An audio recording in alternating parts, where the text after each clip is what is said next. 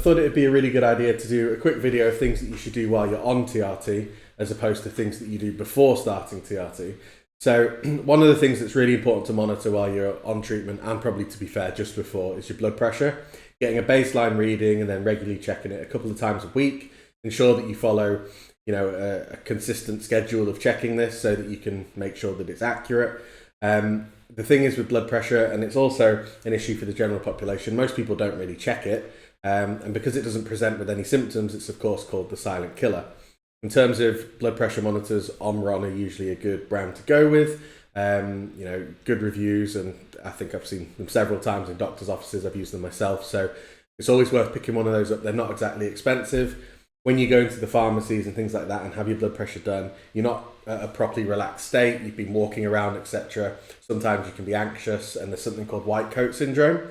So when you're in the presence of other people or healthcare professionals, even in the GP's office, your blood pressure can be elevated. So if you do have elevated readings, you can then pass them back to your GP and have some further investigations. The next important thing, of course, blood work. So with blood work, with a clinic, you would typically do this at 6 weeks, 3 months, 6 months, 12 months, then every 6. Now, at our clinic, the 6-week blood test is more of just a hormone check and a PSA check to see what's going on. And then at 3 months and onwards, you have full bloods all the time.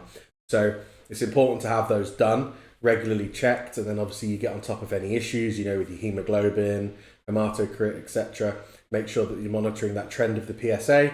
And then, of course, over the years, you've got a full trend, regular bloods, so that you can always take them to your GP if there's anything else with your health that's not going on right. Sleep is a big one that a lot of people also maybe aren't aware of. So when you start TRT, it actually can increase the risk of sleep apnea. And then someone like myself who's overweight and I have a big neck, that increases my risk of sleep apnea. So if you have a partner, it's always a good idea to perhaps ask them, do they ever notice you snoring really loud and stopping breathing in the night? And also, like myself, I contacted the GP, and I wake up feeling groggy sometimes, and I can tell when I've had a poor night's sleep. And sleep apnea can be the cause for a lot of problems. So that will also raise your hematocrit and so on. So, get a sleep study done if need be, speak to your GP or your care provider and see if you can get that arranged if you are concerned about something like that. I have also seen plenty of patients' sleep improve on TRT, so it's not always negative. It's just you have to be aware of the risks, of course, and making sure that you're taking the appropriate steps to stay safe. Now, lifestyle is a big thing. I suppose a lot of TRT clinics don't really talk about that because they're mostly focusing on testosterone. One thing that a lot of the doctors I've worked with, they like to make sure that the patients are getting the full benefit of their TRT, getting into the gym, eating well, etc., sleep hygiene, hydration, cardio, and then that way, obviously, you're going to get more benefit from your TRT, and overall, you're going to be a healthier individual. The last one, I'd say consistency.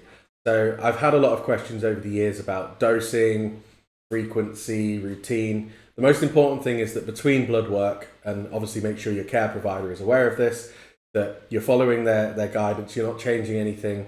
So, 6 weeks, make sure at the initial 6 weeks you're not switching between IM and sub-Q, you're not doing missing doses, etc. Being consistent is one of the most important things to make sure that your treatment gets dialed in correctly. And then from there, of course, any follow-ups with the doctor, you can identify if there's anything that you need to change on your treatment.